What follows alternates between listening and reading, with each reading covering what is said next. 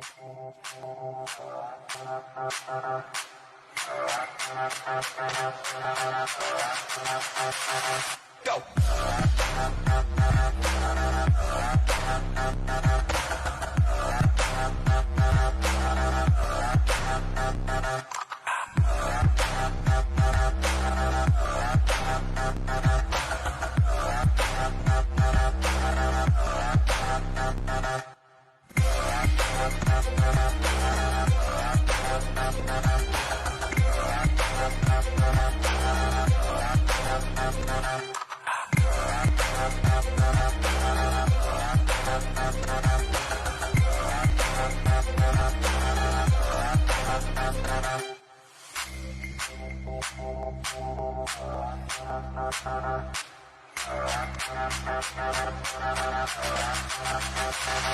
Go!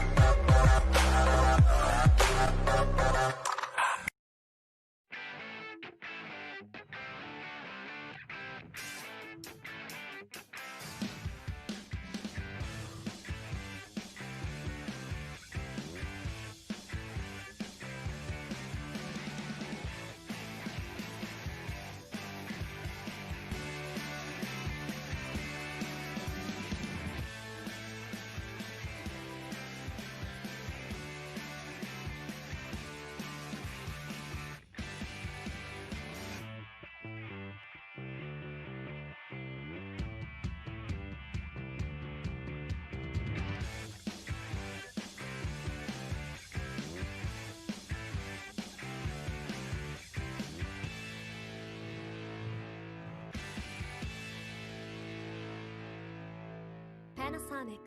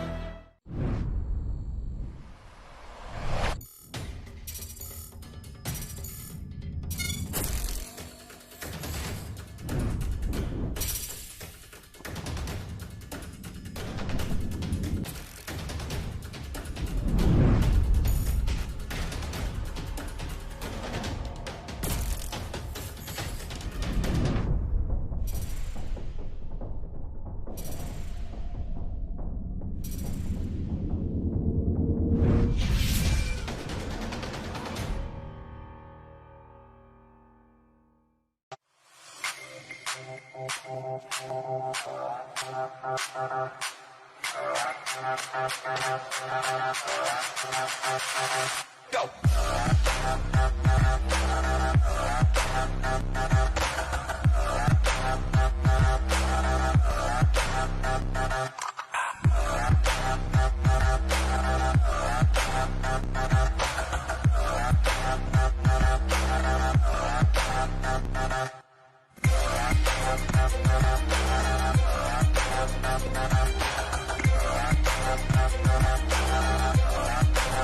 Go.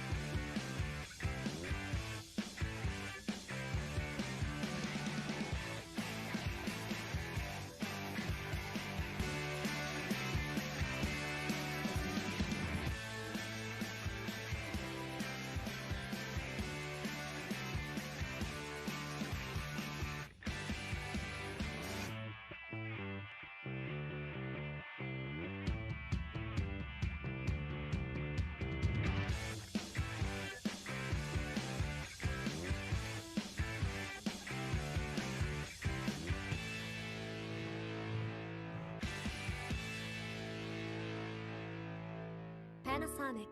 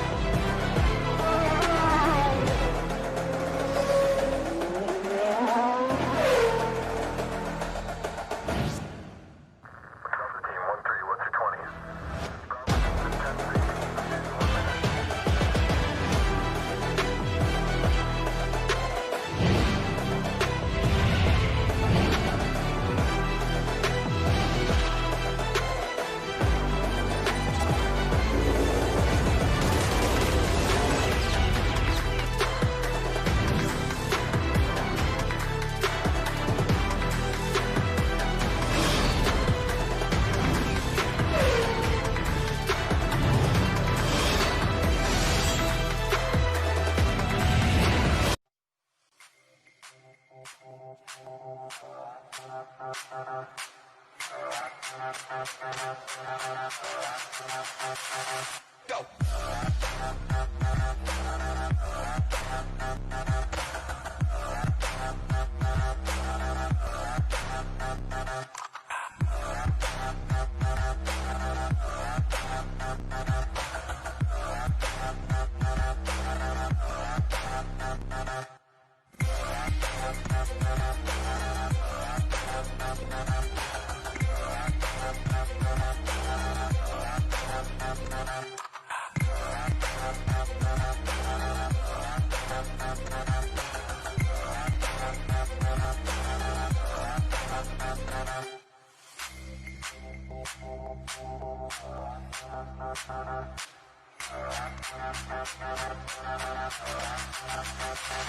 Go.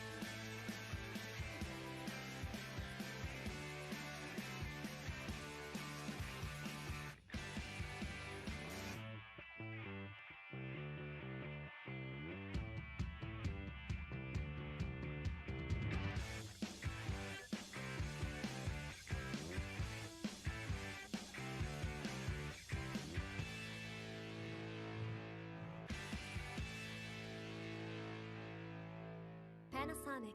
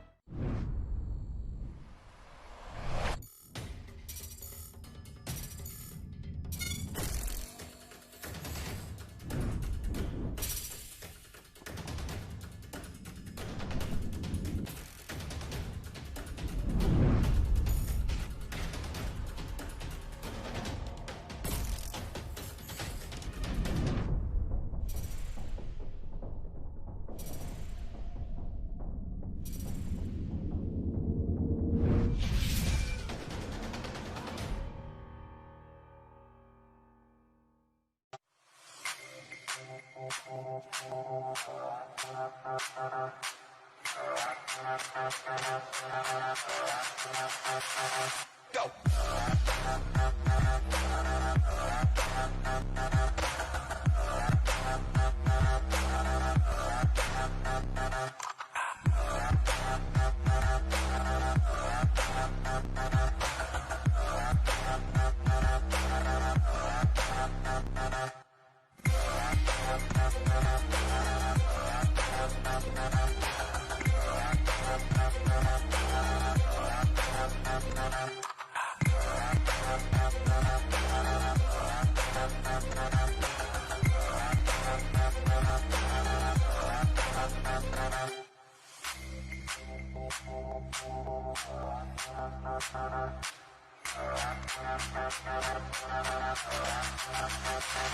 Go.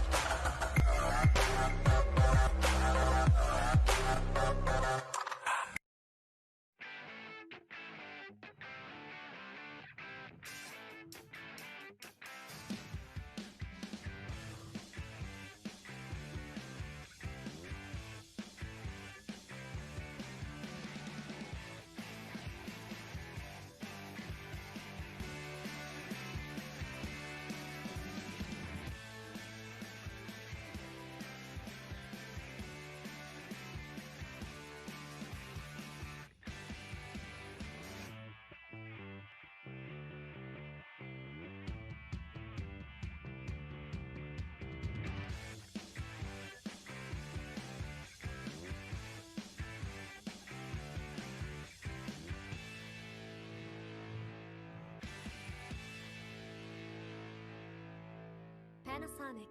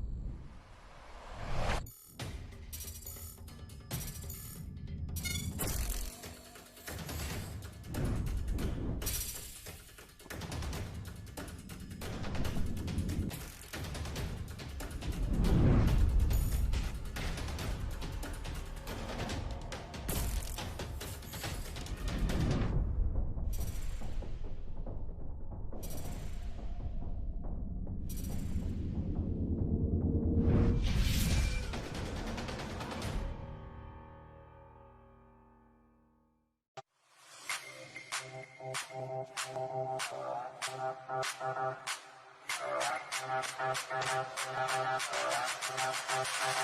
Go.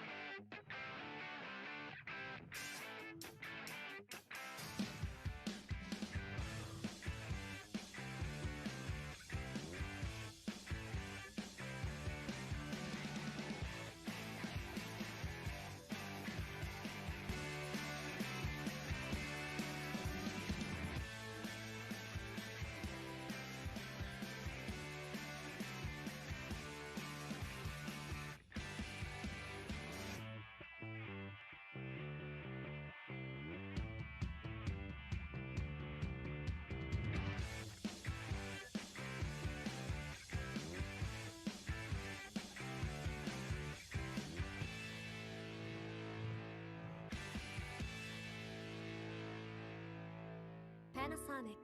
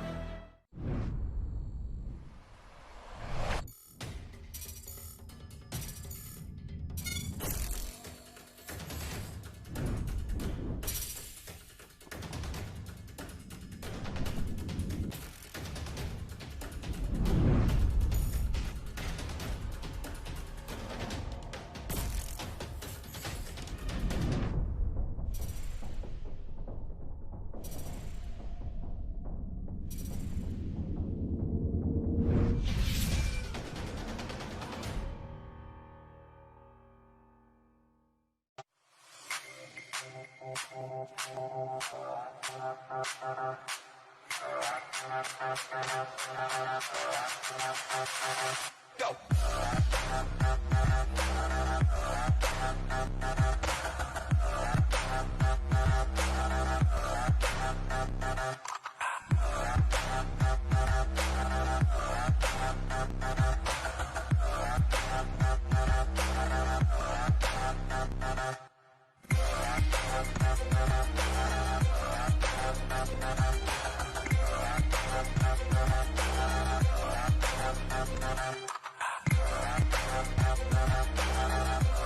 Go.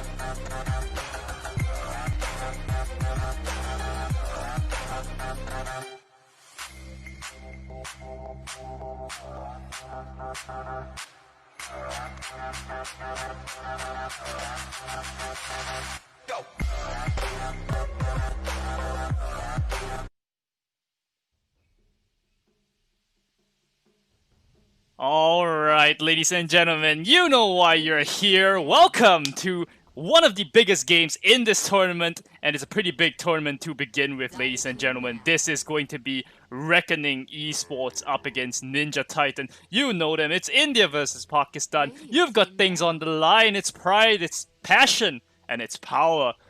On the side of that Radiant, this is Reckoning Esports, banning out that Enigma. And on the side of Ninja Titun, that Nature's Prophet.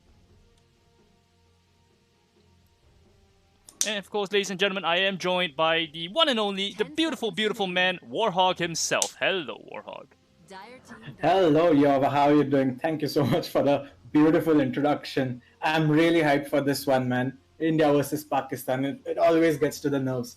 And let's see what picks we are going to see soon. It always gets on the nerves indeed, and we'll see. We see nerves showing inside this best of one. Of course, the loser not out. You go down to that lower bracket, but once again, you know, it's not just advancing in this tournament. It's a matter of pride here. These are two of the top dogs. They finished both of their games in under 30 minutes yesterday. Of course, Ninja Titun played 2. Both of them stomped. Same thing for Reckoning. They played 1. And it was fast. Quick, fast, and in a hurry. Mega Creeps, 27 minutes, Lycan. And strangely enough, they banned the Lycan themselves. So no more Zoo strategy coming out of Reckoning here. 5 seconds remaining. Yeah, and also the Venji is being banned out. So the Aura Heroes getting slowly banned out. Maybe Beastmaster will come out next. Reckoning Esports taking the time on this ban. They've finished their normal time now into the reserve time. And never really want to, you know, use that reserve time for your early bans, especially because you can prepare them before the game even starts. But they're gonna go for that PL. Not too bad a ban. It is one of those auto-win heroes. If you don't have a check for PL, you're pretty much screwed if they last pick it, the 4th pick it. So may as well just get it out of the way. And by the way, ladies and gentlemen, in this downtime in between the bans and the picks, we're gonna say one thing. Welcome back to the Yuvin Community Cup Season 2, and this time it's not 1, not 2, but with 3 different esports titles, Dota 2, CSGO, and Pubg Mobile. This tournament is powered by Creative Peripherals, which is a distribution limited private market entity and distribution specialist with presence in more than 25 locations including Hong Kong, the UAE, and SAARC regions. Its portfolio consists of 25 plus brands, 3,000 products, and 5,000 dealers. And also, we are sponsored by Cooler Master India, which is the Indian subsidiary of Cooler Master, of course, the computer hardware manufacturer based in Taiwan. You know about them. It's founded in 1992. The company produces computer cases, power supplies, air and liquid CPU coolers, laptop cooling pads, and computer peripherals. So you know where to go if you need any of those. Last but not least, this tournament is brought to you by Yuvin Esports Private Limited, whose motto is to engage with esports communities across South Asia and Southeast Asian regions and provide opportunities to knowledge share for these players. So thank you very much for tuning in, ladies and gentlemen. This will be held between 26th June to 7th July.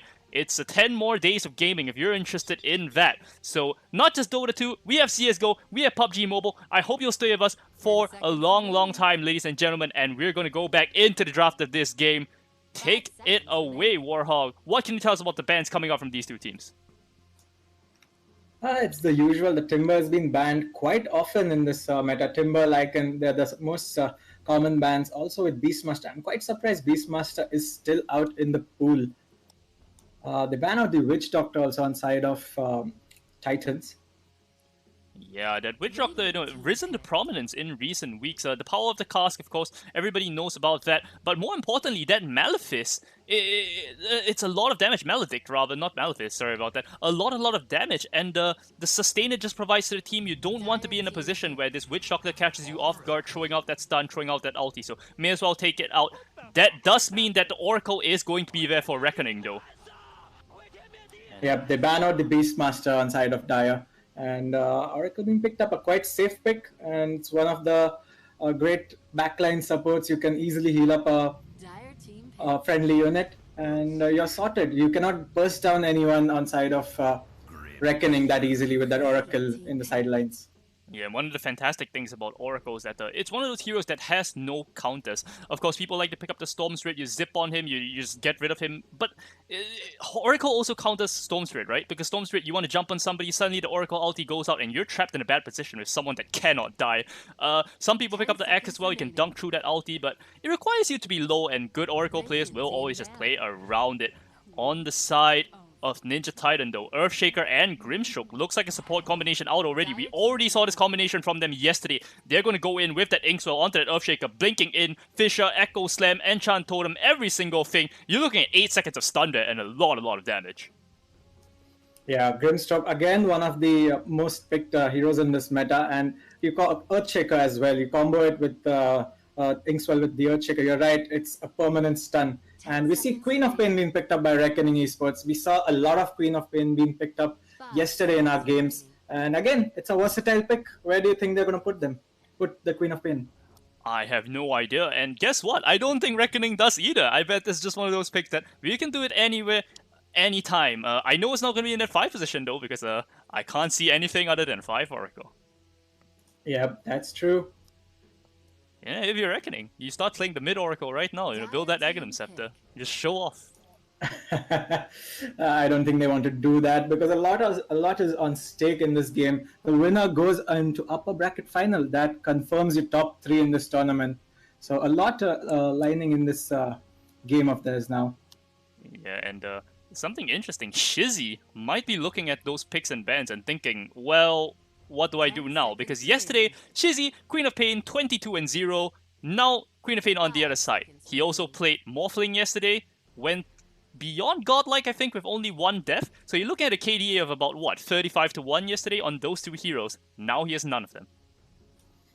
Yeah, and I think when he played the Morphling, he was against the Queen of Pain in the lane, and it went quite well for him. And earlier, I thought that they were going to lose the laning stage slowly, but they came back quite well. They were 3 to 4k behind, and once I think the Morphling got his shotgun, they just snowballed from there and won the game. Yeah, so, one of the scariest times when you're playing against this Ninja Titan team is when they get that Blink Dagger on that Earthshaker. We saw it yesterday, it was ridiculous. What was it, 3-4 smoke ganks in a row, just with that Inkswell into the Blink Dagger, into the Echo Slam? It's very easy to execute, and it's so powerful. But that also means that you always have these 2 supports running around, right? And that's when you can get space around the map. You just smoke up, maybe gank an exposed core somewhere, and pray that those supports are far out enough that they can't get to the core in time. And a solid pick here by Team Titans. You've got the Mars in the off lane. Always a great... So you've got so many stunners already on side of Titans now. Yeah, and even more team fight. Arena, Echo Slam, even the Stroke of Fate. So much damage coming out of these 3 heroes already. I really like this opening here by Ninja Titan. How will Reckoning respond? Because there's no one pick that comes to mind when I see these heroes. I really like it if they pick up one of those magic immune carries. You have the Juggernaut, you have the Lifestealer both in the pool. Of course, Lifestealer a little bit weak now, but Juggernaut. You pick him here and you're actually one of those heroes that could survive a combo.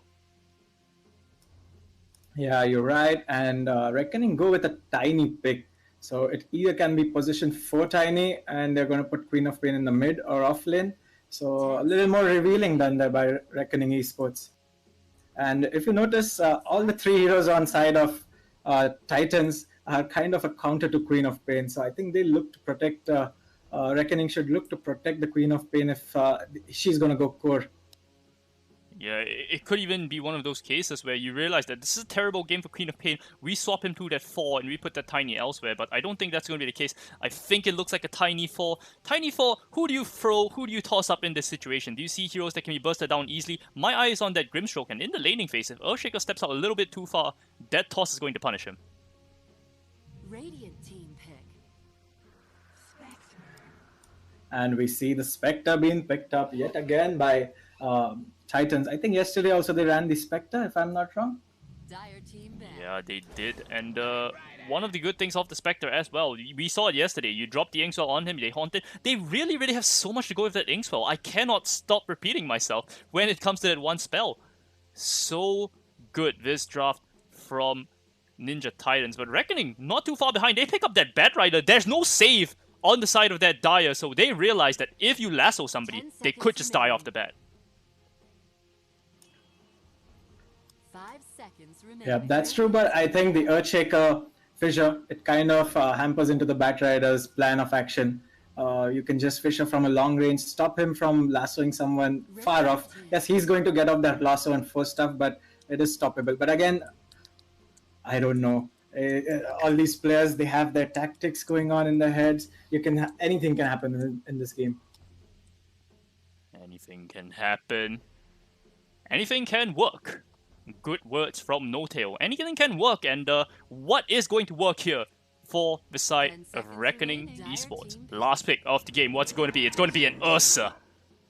Okay, so that is a mid Queen of Pain.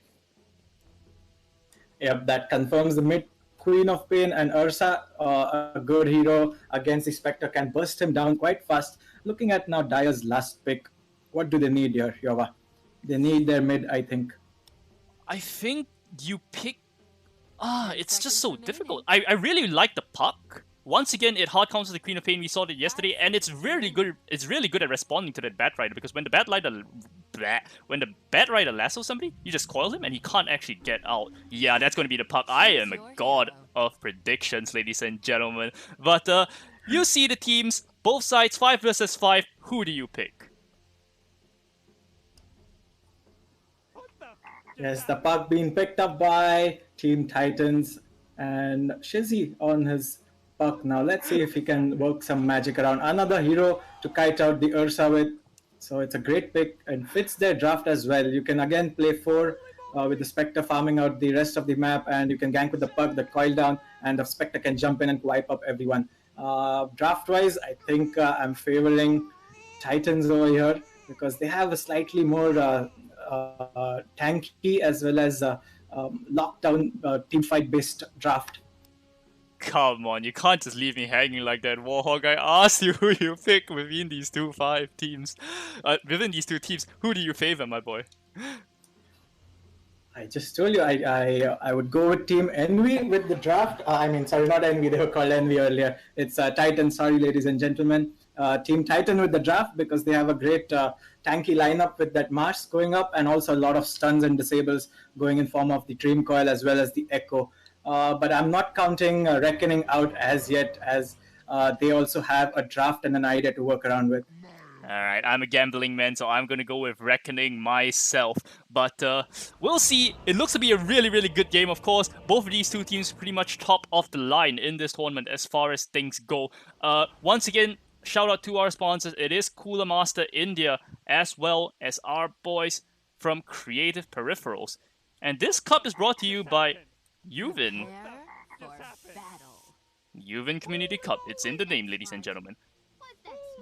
All right, Yuva, let's start with this game, and let me just go ahead and introduce Reckoning. On the Tiny, we've got Luffy. He'll be playing position 4 Tiny. We've got the Bat Rider, Flying Whales. I'm not sure. I think he's Zahir from yesterday. We've got Swifty on his Queen of Pain in the mid. We've got Object on the Saving Oracle, and the Big Bad Bear Ursa, played by Killua, the Vietnamese prodigy. Yeah, the Vietnamese prodigy, a lot to prove. Can he do it outside of Vietnam? A lot of wins inside of it. Not allowed outside. Maybe he'll pick up a first place finish right here, but still a lot of Dota to be played, ladies and gentlemen. One thing interesting, Swifty already leveled the Blink at level 1. Was this a mistake? Probably looks like it. You usually hold on your skills till you at least get the bounty rune, but I think probably a misclick. Usually you see Queen of Pains going for the dagger out in the lane. You can harass out, but actually, since it's the puck in front, the puck can easily dodge the dagger, so probably the blink is the right choice right now. Yeah, it could just be intentional. Allows you to snipe the courier, gives you a good way to maneuver behind with the orbs recklessly. We're going to see a contest down at bottom. Killua not able to chase arrow under that tower. Doesn't want to take too much damage. I'm going to start introducing our boys from Ninja Titan, by the way. It's going to be Ebimon on Mars. It's going to be Shizzy. You guys know him. It's on the puck in the mid lane. In that safe lane, Hazardous playing that 1 position Spectre. And Ghost Khan on Grim's Stroke. Already leveled that Stroke of Fate, looking to get some early damage out. Quick, fast, and in a hurry. Last but not least, you have Arrow in this bot lane, already used the Fisher to block the lane up once, starting with Boots, probably going to pull the lane, and just make sure that they're as far away from this bear as possible, because you don't want to give Killua a good start from Ursa. He's almost definitely going to pick up that Battle Fury, and every time you give a kill to a hero building Battle Fury, it's faster by 1 minute. Yes, Ursa is going to have a very easy lane, I believe. So he's got 2 melee heroes up against him, plus the Oracle to put some kill potential in the lane. He's going to have an easy lane. As you can already see, Marsh does not even want to contest the lane. He's already started with his pull. Yeah, it's interesting that they choose to put the Earthshaker here in the lane rather than use the Earthshaker to pull. I suppose it doesn't really matter given the grand scheme of things, but the Arrow does have the boots. He might be a little bit safer if he's getting that creep wave. Ibimon doesn't want the creep wave to die. He just wants it right before his tower, so going to pull it right there. Mid lane, Puck versus Queen of Pain. As you can see, the Queen of Pain is not interested in leveling up the Shadow Strike. The Puck can easily dodge it, so it does not want to waste any points. Yeah, does not want to waste any points at all. He's just going to level up that Scream Blade. Jumping in! Very nice. Putting some pressure out onto Shizzy, and he's far ahead of Shizzy, by the way. Swifty, 9 and 5, 3 and 1 on the Pakistani Wonder Kid. Yeah, as you can see, he's using the Scream of Pain to clear up creeps and also get nice denies with the right click. Queen of Pain has slightly more right click damage than Puck. I believe so. No, it's almost the same. But anyways, it all comes down to those micro skill playing. As you can see, top lane, Tiny has double stacked the wave. That will help the Batrider get some nice CS under his tower now. Did the ring around the rosy, pocket full of posies, some creep wave manipulation shenanigans, but Spectre 7 CS so far, not under a whole lot of pressure. Batrider though, doing actually better than him, 8 and 6. It's really... Oh, we actually missed first blood. I'm so sorry about that, ladies and gentlemen. Looks like it was down at bottom, and the Earthshaker, despite his boots and the Windlace, caught out of position, clapped out by the bear, who used about 2 Earth Shocks. Yeah, and probably the Oracle Fortune's End. It's a nice route earlier on in the game. And once again, you know, Arrow, you have to be careful about those falls. Tossing him up, Luffy tossing Khan into that creep wave, trying to snipe that courier, but the stroke of fate is there to slow him down. The courier is way too slow though. Luffy will eventually get it. Ghost Khan taking quite a bit more damage than he would have liked, because those creeps aggro straight onto him afterwards. Too bad. It's Tiny with boots. You can clear up couriers, run chase after them, and that's a nice little win there for Side of Reckoning. Bot lane, we see some skirmishes happening between the Earthshaker and Oracle. Blows being traded. Object taking a little bit more than he would have liked. The Fisher is there. The spear will pin if it's launched into that. Doesn't even need to pin here, I think. As long as he has it, he doesn't even throw it. Easy kill. Had no mana for it anyway. Meanwhile, up at top, they actually get a kill on the Hazardous. Zehir barely surviving there, but barely is good enough. Has the Tango, has 1 bottle charge. Will feel very happy about that pickup. Yes, the carry has been brought down earlier into the game, and he's also picked up his bottle. He's going back to the base to refill it. So that's some downtime for him also, but it's well worth it. Got a kill on the Spectre. Yeah, ladies and gentlemen, so sorry for the alt-tabbing there. It is just a temporary issue. Have to resolve those overlays, but hopefully you see everything perfect now. Let me know if there are any further issues, by the way. And in this mid lane, is it really supposed to be this one-sided? Swifty is absolutely destroying Shizzy, doubling his CS, forcing him out of the lane pretty much every single time. He has just as many denies as Shizzy has last hits.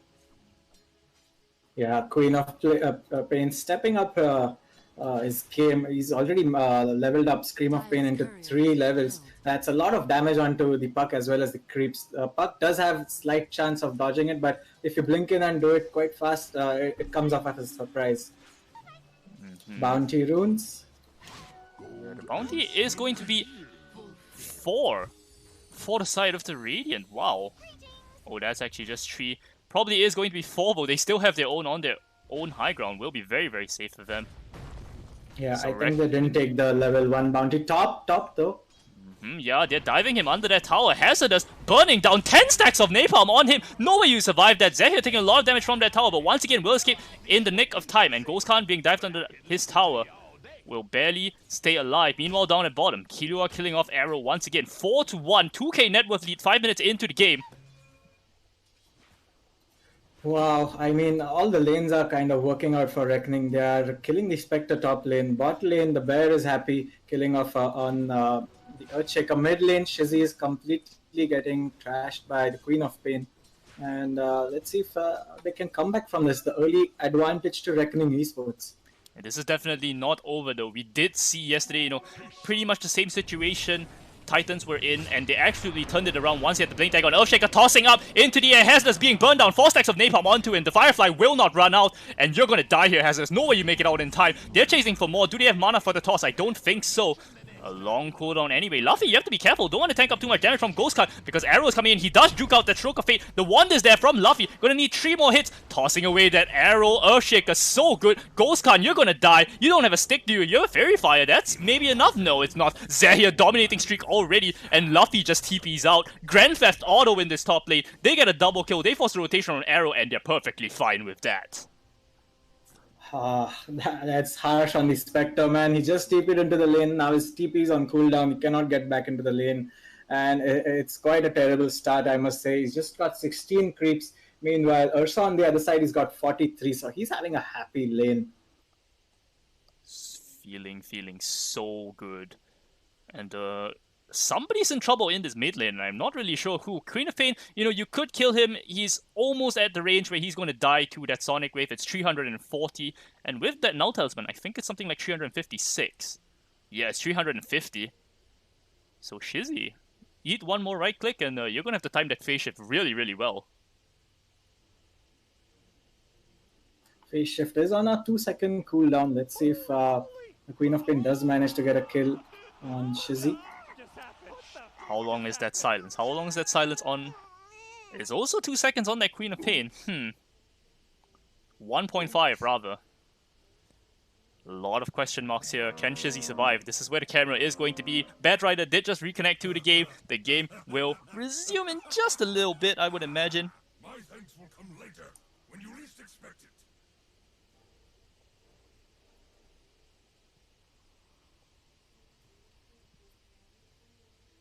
In the late game though, which of these two teams do you favor? I know there's the Spectre there, but this is an Oracle lineup. Oracle in that late game is an absolute monster. You've got the Bad Rider for initiation as well. I almost feel like Reckoning, Ursa versus Spectre is so good for Ursa because you're one of the few heroes that has enough damage to kill that Spectre even in that late game. Yep, that's true. I believe till about 30 to 40 minutes, the side of Radiant is quite dominating, but I do believe in power of Spectre. We have seen it times and times again that if you let the Spectre get out of control after the 25-30 minutes, she just takes over the game. But again, this is professional Dota, so the Radiant team, Reckoning Esports, do know what the Spectre can do and would not want to take it more than 30 minutes. Yeah, right now the only thing he's taking over is the jungle. He's 0-5. He's 0-3. Has the Gloves of Haste, is going to start jungling straight away. Knows that he can't go back to lane up against that Bat Rider. This Bat Rider can actually be solo here. You don't even need the Tiny anymore. He's going to take up that stack as well. So Zehir farming multiple things at once. Drops the Royal Jelly there. Oh, Spectre almost spotted that Royal Jelly. It could have been picked up, but I think Night Vision. Mid lane though, Queen of Pain got the coil. Yeah, coil onto him. It's going to wear out though, and with the Purifying Flames, they get the last hit onto Arrow. Shizzy dropping very low. Ghost Khan really blown up with the combined damage of Oracle and Queen of Pain, and he might blink for Shizzy if he had the cooldown. It's 5 seconds wrapping around Object. Thinking about getting eyes on Shizzy for the dive, but bottling up means that Pop will stay alive and well. And Swifty blinking onto Shizzy for this rune. Is there a rune contest? The rune is actually bottom, so no contest at all. But there is the lasso. The orb is not there. You're going to die here, Shizzy. You can't escape once your orb is wasted like that. But Swifty, maybe he jukes out that spear. So well played that Inkswell cannot be dodged though. 1 second on that blink. He does get it off. Swifty feeling so good. Full bottle too. He does lose his courier to that God's Rebuke though. Yeah, Shizzy is quite under pressure. He really wanted the rune to spawn top, and also Batrider, he has a bottle, so he also had to come for the rune, and they managed to get an easy kill upon the puck.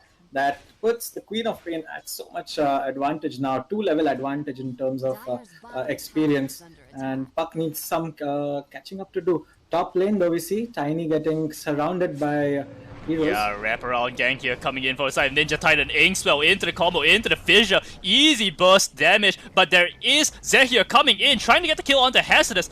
Does not have the lasso though, he did use it on that puck. So we'll realize that this is a fool's errand. We'll be happy to just farm up. Meanwhile, we miss a kill down at bottom. It's Killua onto Ibimon on the Mars. We haven't spoken about Killua much at all. 2 kills on him, but more importantly, 74 CS. This man is a monster. Yeah, he's way ahead in the net worth chart as well, leading the chart with 4.7k net worth. The second one on the map is the Batrider of the same team, and he's 1k behind. So that tells you how much the Ursa is able to farm. Top lane though. Yeah, that's gonna be Ghost Card gone on by that Batrider into an easy Scream of Pain. Almost got the last hit there, but the Batrider will eventually get it. Hazardous maybe in a little bit of trouble there. The Oracle Q does go out onto him, but it's not long enough. And Ibimon going to get the arena, but he accidentally God Rebukes Batrider out of it. Doesn't matter though. Grimstroke, rather, Puck is there to clean it up with the silence. Shizzy may be in trouble. Has the AWP to get out to safety. He will easily dodge that Oracle Q. Jaunting down to that low ground. 10-minute rune just spawned, but there is going to be a fight before then. This Oracle in a lot of trouble there. Ibimon going to clean it up once again. These God Rebukes have been so on point. They almost get Oracle's Courier as well. But in the end, it's a huge rotation. They get the Batrider and the Oracle, doubling their tally. Bot lane. Oh yeah, and bot lane, Ursa chasing up Arrow into the trees, gets a clap.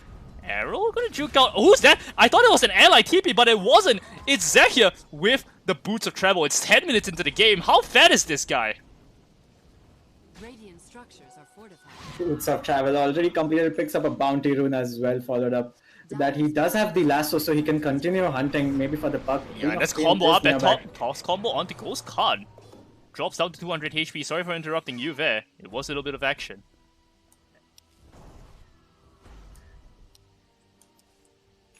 And, I don't know, if you're Ninja Titan, what's the plan for you to stop the bleeding? Dire's middle tower is under attack. It's quite a hard question, man. Already, you've lost so many kills.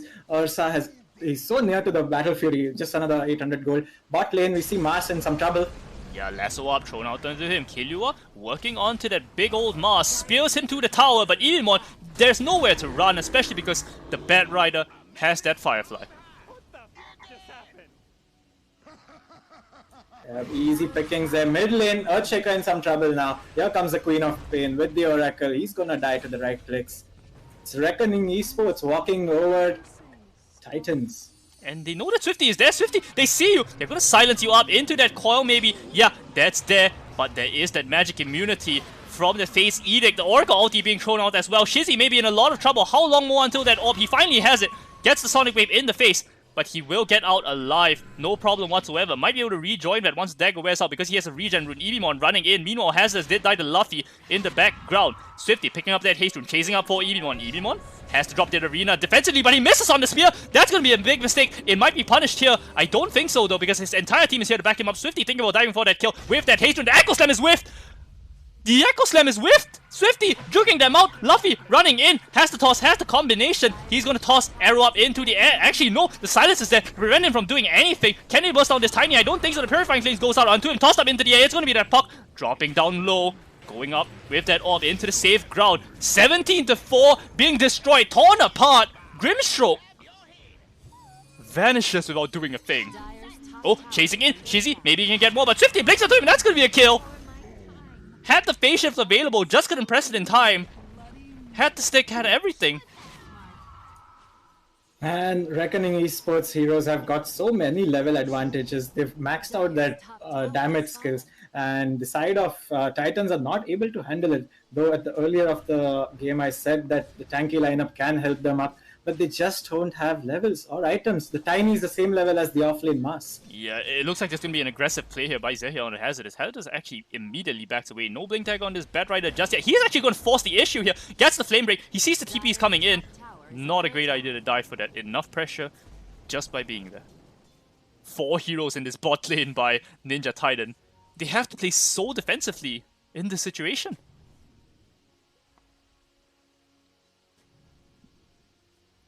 Yeah, they're always on the back foot. And as you can see, Spectre is queued up. Fight is breaking out. Yeah, arrow being pincered, tossed up into the air.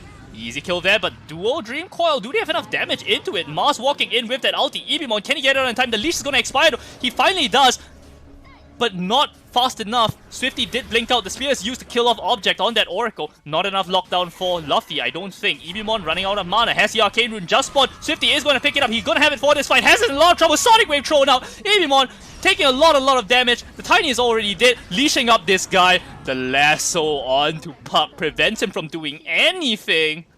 They do get the Oracle and the Tiny, so it's a 2 for 3. Not too bad, but it's going to be a 2 for 4 if they find Ghost Khan here. Yeah, it's mainly 2 for 3. They see him. You're not getting out of this one. They don't have the lasso though. Do you die for this? You don't have the flame break either. You're taking a bit too much damage, I think. Ghost Khan though, standing his ground up against 50. Will get the last hit, but Ghost Khan doesn't care. He gets a free kill on Zeh here. Yeah, with that kill, he manages to get above level 6, which he was lacking. And finally, maybe that Soulbind can come into some play, but is it a bit too late? We see Ursa eyeing Spectre in the top lane. Yeah, he's the biggest creep of all time. He's watching just a young lady farming in the jungle, and he's just standing here in the trees watching her, waiting for his time to go. It's Killua stalking the Spectre. What do you think about the Spectre's build? Should he still go for the Radiance, or it will be a bit too late? Maybe you get Diffusal Manta in this game, and that's the only way you're going to hold the mid game, is what I feel. I don't even know. Like, there's some talk about, that whole Diffusal Blade thing. Is it still viable, the Diffusal Manta build? Maybe you just go straight for Manta, but regardless of what you do build, I don't think you have enough damage to fight. Even if you have a Diffusal Blade, who are you going to kill? It's not like there's any one target that stands out. You can't kill that Bat Rider. He's way too mobile, has way too much slow for you. You can't kill that Tiny. He has 1,400 HP. If he levels that Grow, he's going to get 22 armor on top of that. And that Ursa is definitely a no-go. It's just so difficult. I almost feel like he should just maybe build a Necro Book and just spend the rest of the game split pushing. You could get a lot more farm that way and just try to make enough space around the map that they can't push high ground. And here we go, the game is resumed. If you take a look at the net worth chat, 4 heroes of Reckoning Esports are on top, and then comes the Spectre. The Spectre is behind the position for Tiny as well. That says a lot of how much pressure and tempo side of Reckoning Esports has put into this game. Down, but not out yet. 13,000 net worth lead in a 15-minute game. But I have a lot of belief in Ninja Titun. One element of that belief is that Blink Dagger and Arrow. I feel that if you don't get this Blink Dagger and Arrow, you don't get a chance in this game. You need Arrow to get farm. He's 1,000 gold up right now. Still needs 1,150 more or so. And once he gets that Blink Dagger, that Inksaw combination that we talked about so much is going to be a lethal threat. But until then, all you have is that Dream Coil. Ooh, Killua? Yeah. Eyeing up Shizzy. They're thinking about it. Luffy is going to toss him in, maybe. Oh, nah. Just here to steal that creep wave. Yeah, man. Ooh, Zahir running in. Gets a lasso onto Ghost Khan. Not the biggest of kills, but a kill nonetheless. Swifty will pick that up. Doesn't want to give it over to anybody. Greedy man. Wants it all for himself. And Reckoning Esports aren't giving any room whatsoever for Titans to farm. If you click on each and every hero, none of the heroes have got any main items. Not even something like Eels on the park, or not even a single main item. That's quite worrisome. It's already 16 minutes into the game. Are you seeing what Hazardous is building? It's the Blade Mail. I really like this, actually. There's so much burst damage coming out from the side of Reckoning that if you can catch someone off guard and you kill them, maybe Swifty with that Blade Mail, it doesn't matter if you die. You're going to get so much more out of it than the opponent does.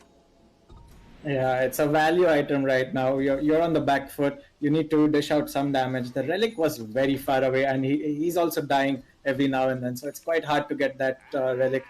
Blade Mail, the smarter choice. Not one that I thought about. And that's why I will stay as a caster and not a pro gamer. Meanwhile, Shizzy, working on the drums, has it complete. Oh, it's a Veil, actually. I like it. It gives them the damage that they need to pick off kills, and once again, you know, it doesn't matter if you die, right? If you kill one of Reckoning's esports heroes, you're getting maybe 2 times the gold that they get for killing you. So if you can get a kill, yeah, they see him and the Inkso combinations there, but Arrow hesitating there. Does he go in? Does he not? He goes in because Luffy tosses him up into the end. Not your choice name. That's a 3-man Dream Crowd though. Maybe this could be good. Haunting in Hazardous, no damage whatsoever. Trying to take down Luffy, but all he's doing is damage to himself. Turns on that Blade Mail. It doesn't really do anything. Killua dropping very low thanks to that Blade Mail eventually. The Sonic Wave is thrown out. Will clean up that kill. Swifty killing off that Pug, who is stuck inside that lasso. 27-7. They couldn't get the arena out. They couldn't break up the fight. And that hesitation there by that Earthshaker might have cost them big. Dire's middle tower is under attack. Yeah, Batrider doing his job quite well, scouting out all the supports in the backline, getting the kill off on them. Now in comes Tiny, gets the stun toss. Mass is on the target. Maybe he'll survive this time. Oh, he doesn't. Oracle comes in with his 3rd skill. And the moment he snipes him on the high ground with the Purifying Flames, you see Ghostkan just drop his sentry. He's just like, shit, man. He knows that was a mistake leaving that Observer up there. It just cost his master's life. Jumping in once again. Luffy looking for a toss. Does not get it. But he's so tanky that he doesn't even have to care about that slight misplay. No way to punish him. Dire's middle tower has fallen. And now with both the mid tier 2 and top tier 2 gone, they can eye up Roshan. They have one of the best heroes to take Roshan fast, and as the Ursa, maybe that's what they'll do and look to get high ground after that. We see a smoke though on side of Envy. They're staring at Killua, but they realize that that's a little bit too hard. I think it was 50 as well, just hesitating constantly, but the blink in from that Ursa, not blink in, sorry, jump in. He's gonna be speared up to that wall. Gets the enrage off though, he doesn't take any damage whatsoever. The 3-man avalanche combo, it just shreds everybody! Zahir killing 2 of them off the bat, but really all the damage there was from Luffy. GG is called! 4-0 in the blink of 2 seconds. That was all Battle Fury damage. The right click swipes with the cleave, that was just too much for them to handle, and the instant call GG after team wiping. That was a disappointing game, I would say, in terms of action. It just got over in 20 minutes, but anyways, Reckoning Esports doing it, and they have moved on into the upper bracket finals. Yeah, they have upper bracket finals, of course. You still have to win those to get into that grand finals, but they're looking good. This was a 20-minute game, and honestly, it felt over from the 10th. I don't know if... What do you do now if you're a Titan, right? You're in that lower bracket, you don't have to worry just yet. You're in that lower bracket, you're not out of the tournament, you know that you can beat a lot of these teams, you're still a very, very good team, but what do you do? I guess you need to just calm down after this heavy loss. It was quite a battering loss. Go back to the drawing room and see what you can come up with. The lower bracket, the teams aren't as strong as Reckoning Esports, but they shouldn't lose their focus right now. It will be very tough run through the lower bracket. Yeah, ladies and gentlemen, we are going to go back to the Be Right Back, and hopefully you'll stay with us for the next game. I believe that is going to be at 5:30. Yeah, it is going to be at 5:30 IST. So, ladies and gentlemen, if you want to watch Pyramid, you have to come. It is going to be in just about 51 minutes, I think. Is that right? Yeah, it is going to be in 50 minutes. So, ladies and gentlemen, do stay with us. This was a very, very nice, very quick game, but we'll have more action to come. See you guys. See ya.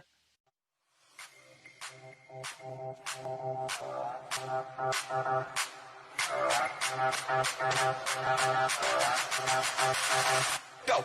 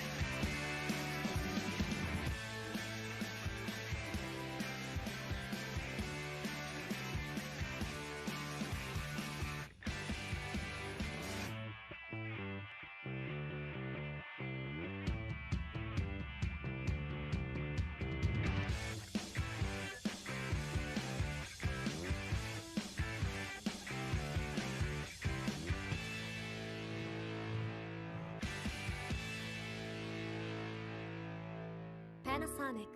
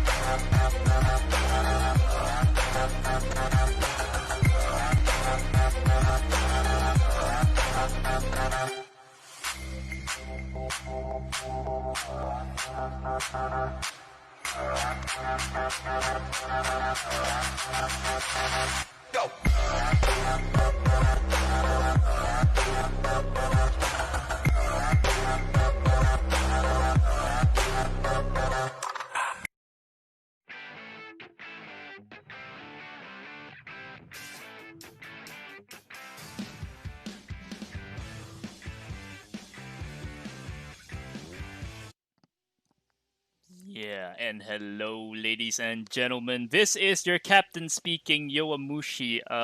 Just to double check, that is going to be Pyramid versus Ronin in 45 minutes. We'll see you there. That's going to be 5:30 IST. I'm very, very happy to have you guys here. And do like the stream. You're having a good time. I'll be putting on Be Right Back screen. So, ladies and gentlemen, stay tuned for more action. Thank you very much for being with us. Thank you.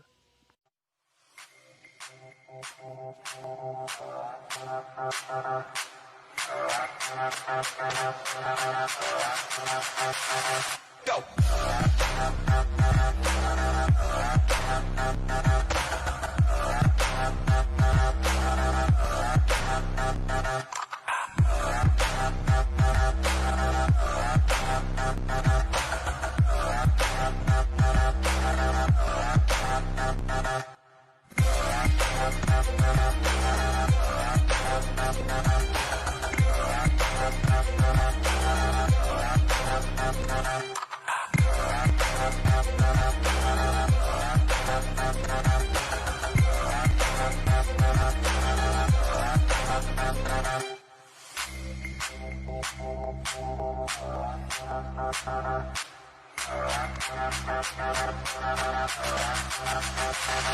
Go!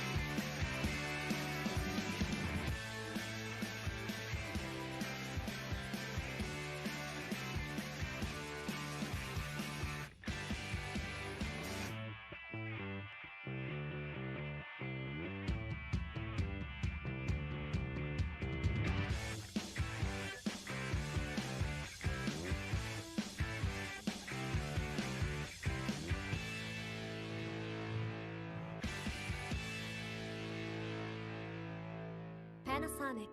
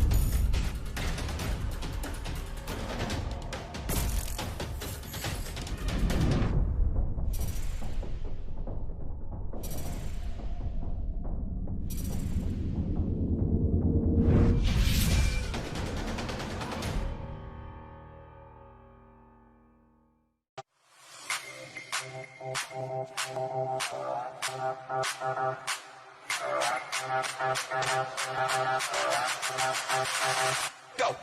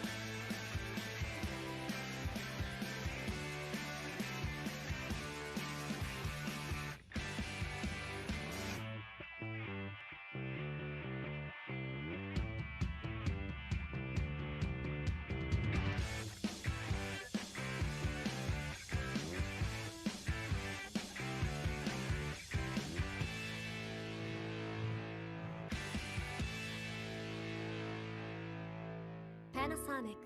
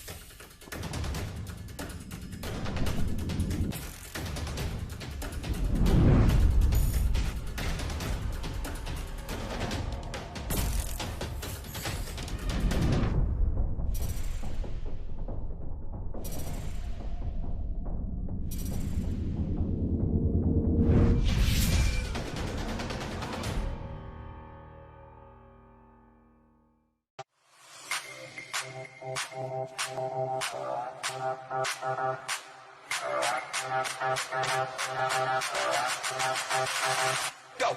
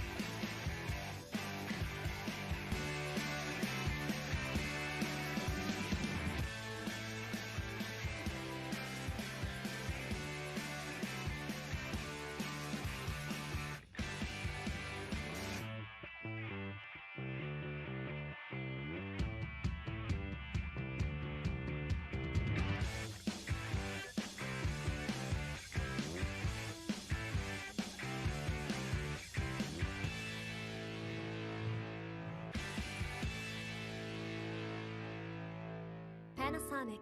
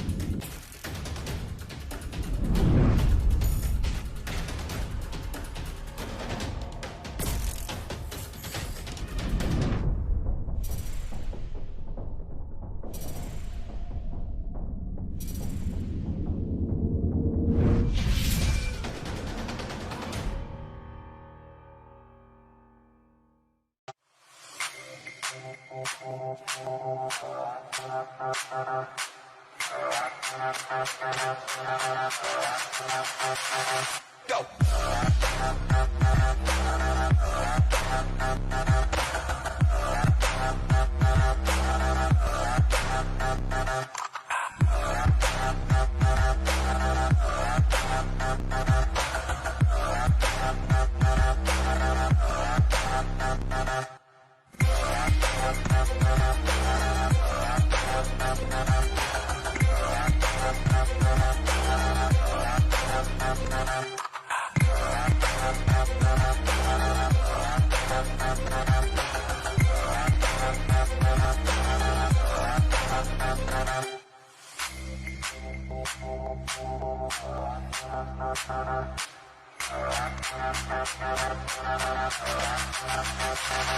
Go!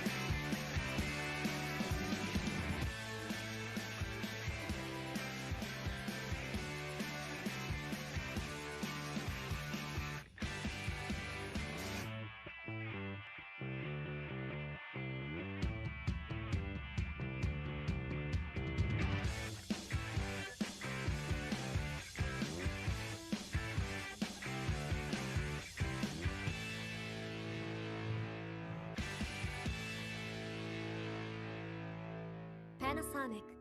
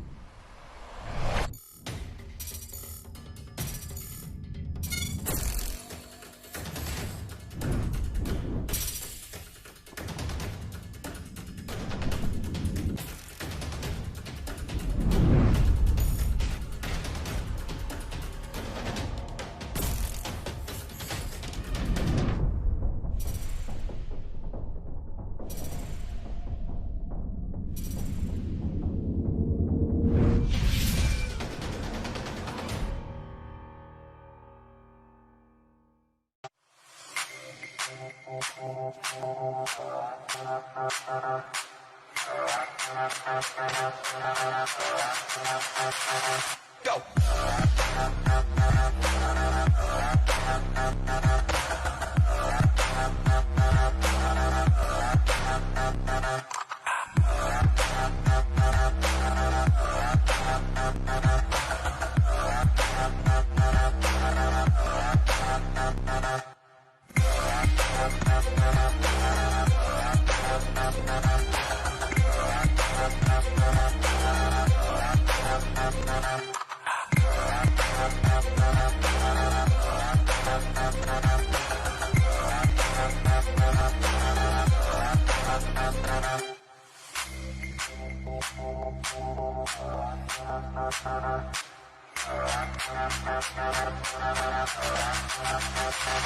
Go!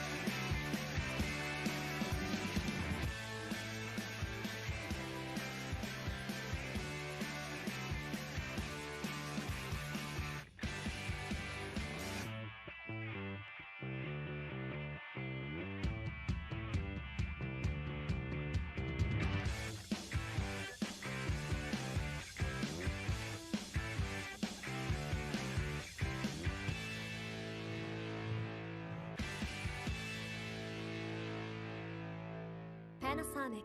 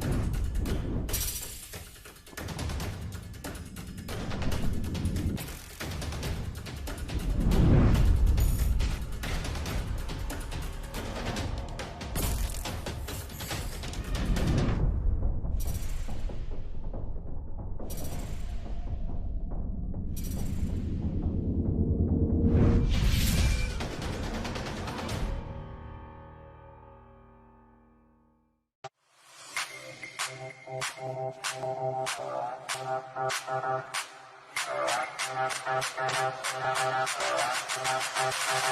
Go.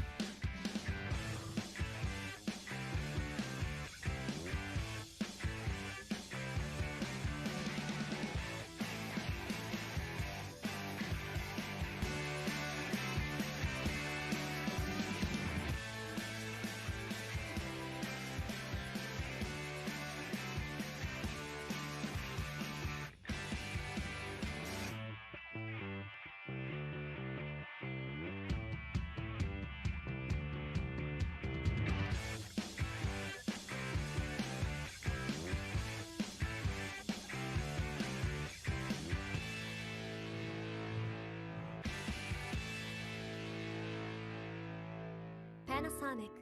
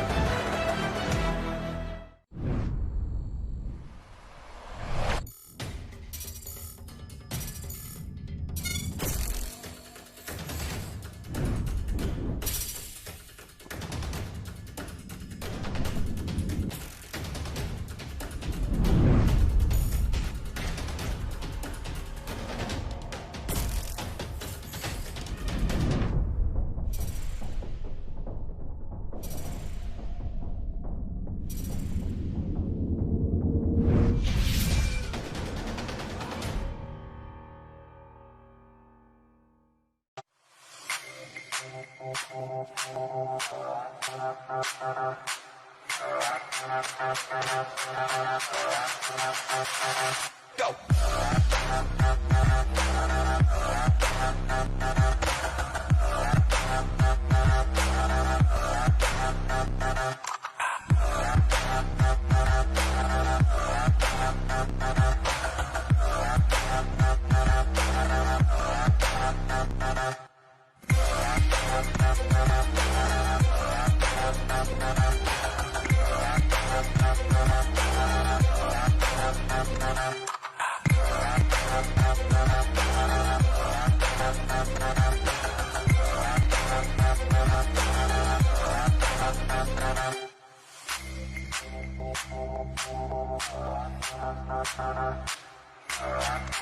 Go.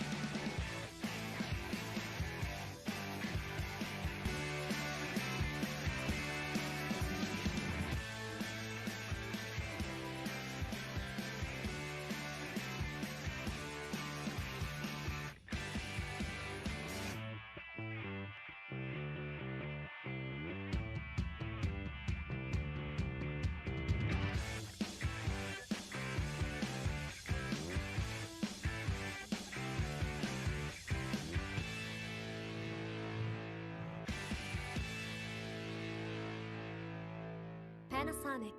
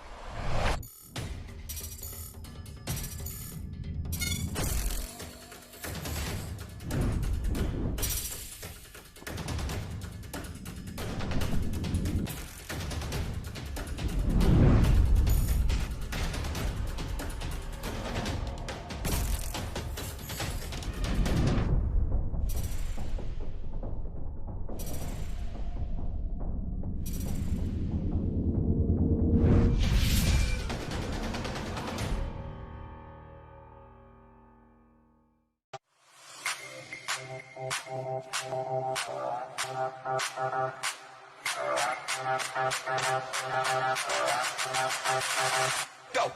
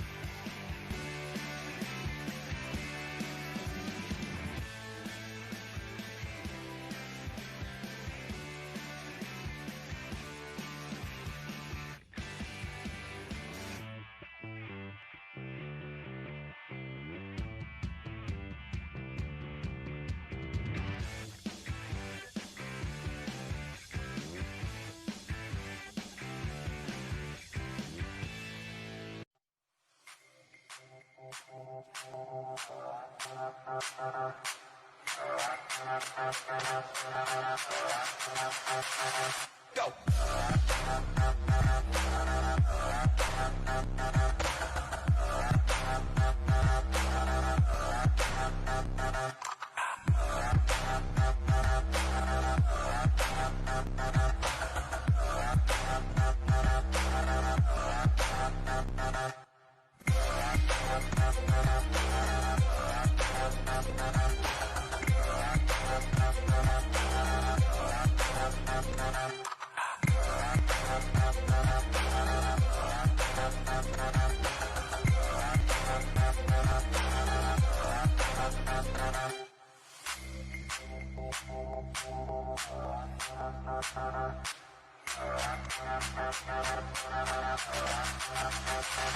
Go.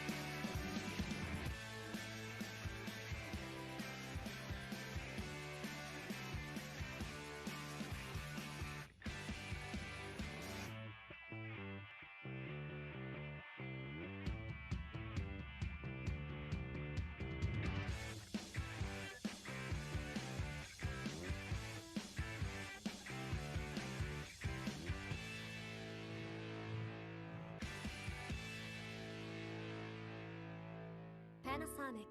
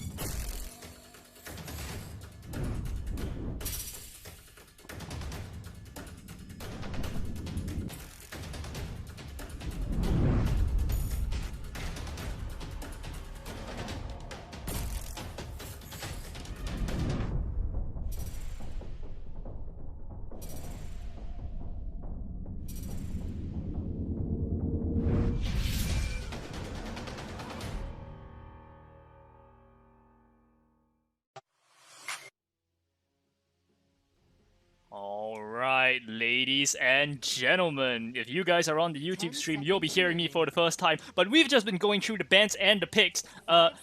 Long story short, it's still me, it's still your boy Yowamushi, and my boy, Warhog. How's everyone doing this fine Saturday evening? I'm quite lit up for the weekend coming. There's so much Dota action-packed weekend we've got. All thanks to Yuvin Esports. Would you like to say something about that, Yuva? Yes, I definitely would. And This is, you guys know it, you guys have heard of it. It's the Yuvin Community Cup that you are all watching. And the Yuvin Community Cup 2 is back again, this time not with one, not two, not one, not two, but three different esports. Sorry about that, ladies and gentlemen. Dota 2, CSGO, and Pubg Mobile. This tournament powered by IT Peripherals Private Limited, which is a market entry and distribution specialist with presence in more than 25 locations, including Hong Kong, the UAE, and SAARC regions. Its portfolio consists of 25 plus brands, 3,000 products, and 5,000 dealers. And we are also sponsored by Cooler Master India, which is the Indian subsidiary of, you guys know it, the computer hardware manufacturer based in Taiwan. Founded in 1992, this company produces computer cases, power supplies, air and liquid CPU coolers, one of which I'm using right now, laptop cooling pads, and computer peripherals. And last but not least, this tournament is obviously brought to you by Yuvin Esports Private Limited. Our motto is to engage with esports communities across South Asia and Southeast Asian regions and provide opportunities for knowledge sharing to these players. We will be holding this tournament between 26th June to 7th July, so if you like to catch more CSGO, more Pubg Mobile, and more importantly, more Dota, stay with us for these upcoming days. You've got a lot in store for you. Yes, thank you so much. And another shout out from myself as well to Yuvin Esports. This is a wonderful time to have a Dota tournament. Everyone's just bored with their lockdown shenanigans. Everyone's sitting at home and we're just waiting to get some Dota action. And as you guys can see on the screen, we've got some nice picks coming up. The Morphling being picked up by Team Pyramid now. Yeah, and Morphling is a very, very lethal hero, but it's also one that has its own fair share of counters, so I'm a little bit surprised to see it being picked third pick. It is in a very strong position, but as a whole, you can begin to feel forced out of the game if you're this Morphling, and chief of those picks that force you out, that Ancient Apparition, Ronin can actually just pick one up right now. They have pretty much, they can pick anything they want. That Puck can go in a support position, it can go core, that Pangolier, same thing. You pick an AA right now, and this Morphling suddenly he's like, well, why did you third pick my hero? Yeah, that's true. We still do not have an idea on side of Ronin as what this support duo is going to be. It's quite a nice startup from them with Pangolier and Puck. Again, two of the versatile heroes in this patch. And, versatile also applies to that Ventral Spirit. Could go in that mid lane, could go in the support position. Can even go core. We do see some possible one Ventral Spirit. It's kind of popular in the European region, but as a whole, I would bet money that that's going to be a support Ventral Spirit. It isn't going to save you against that Dream Coil though. That is one of my chief concerns because you can't really swap someone out of Dream Coil and expect it to go perfectly. The Shadow Demon going to be picked up here by Ronin. I think that means that they're not going to go for that Ancient Apparition, because both Shadow Demon and Ancient Apparition tend to take up that 5 slot. Yep, that's certain for sure. Shadow Demon, great position 5 up against the Morphling as well. You can stack up the damage of Shadow Poison and maybe get a kill or two. But again, not the best to go up against. And Team Pyramid come up with a Pugna pick. I haven't seen this hero in a while. It's one of my favorite heroes these days as a position 4 as well as the mid. And since they changed the cooldown on the ultimate, the life drain, Pugna is just a beast. Yeah, I'm looking at all these heroes in the game right now, and everybody is just so squishy. Is Ventral Spirit, Morphling, Pugna, Puck, and Shadow Demon? 5 of these heroes can die to just a little bit of pressure. And Pangolier and Tiny, Tiny of course very, very tanky, but Pangolier, one mispositioning and you're gone. Anti-Mage going to be picked up here by Ronin. Oh, that's a pick I've been waiting to see. I haven't seen this hero in the professional scene for so long. He's here, up against that Morphling. It's a very good matchup for Anti-Mage in general, but you have to be careful about Morphling just morphing into you and then fighting you with his own mana break. I'm quite happy to see an Anti-Mage came here. Let's see some RTZ fans in the chat. See some Burmese fans in the chat first and foremost. Hello, my Burmese boys. How are you guys doing? What do you think now Pyramid should be doing now that they have seen the Anti-Mage pick? Any counters you can think of? Or what are they lacking here on side of Pyramid? A mid hero? Or you can put the Morphling mid? I think the one thing that they lack is reliable disable. I think you're happy to put the Morphling mid, especially if it's up against the Pangolier or the Puck. Neither of them should be too difficult. The Puck, of course he's going to have a lot of harass onto you, but the fact that Morph keeps you so healthy most of the time means that you'll never really die. You'll just be under a bit of pressure. So I think you put the Morphling middle. I think you pick up some sort of hard disable, good catch for that Puck, for the Anti-Mage, for the Shadow Demon, and for the Pangolier. My money is on a Legion Commander pick right now. You put him in the off lane, you run that safe lane Vengeful Spirit, or maybe a safe lane Pugna even, and you could be in a very good position if you're Team Pyramid. Dire team pick. You're quite right on that. They ban out the LC on side of Ronin, and now Pyramid will have to do some thinking. But Ronin, with the last pick, they'll be able to reveal a full lineup, and it's a Dragon Knight, a good solid mid laner, the front liner of Ronin. And every single time he picks his Dragon Knight, there's always, who calls the Dragon Knight? Nobody. Nobody calls the Dragon Knight. It's just so difficult to deal with. It's big, it's strong, it's reliable, and it's so annoying. You're in that Dragon form, you deal so much damage through the tower. Team Pyramid is just scratching their hits right now. How do we take down this Dragon Knight? We don't have, a lot of sustained damage. Yeah, the Morphling can right-click in the late game, but early game, when you're walking around, it's 20 minutes in, the Dragon Knight has 3000 HP. You're not really sure what you could do in that situation. I think Team Pyramid do have a solid early game countered for Dragon Knight with the Pugna Decrepify and magic damage going from Tiny as well as Morphling. The Morphling need not go for the Ethereal Blade right away. He can get a Yasha first and then go into the Ethereal Blade because the Pugna is already doing the damage in terms of magical. That is true. The Vengeful Spirit also... Yeah, go ahead. Yeah, the Vengeful Spirit also likes the matchup against that Dragon Knight because one of the easiest ways to get rid of a tanky, slow hero, just swap him out of the fight, make him run another 10 seconds to rejoin it. That Dragon Knight can find his entire BKB wasted by just good positioning from that Vengeful Spirit alone, along with the toss from the Tiny. We're going to see a Viper last pick here from Team Pyramid. I did not see this coming. It's going to be Mewtwo on that Viper. How do you feel about this last pick? It's a great pick, I believe. It really they lacked some sustain as well as a frontliner on the side of Team Pyramid. Viper, he brings damage over time as well as some tankability. So I am looking forward for this Viper, but I'm confused whether he's going to go in the off lane or in the mid lane up against the Dragon Knight.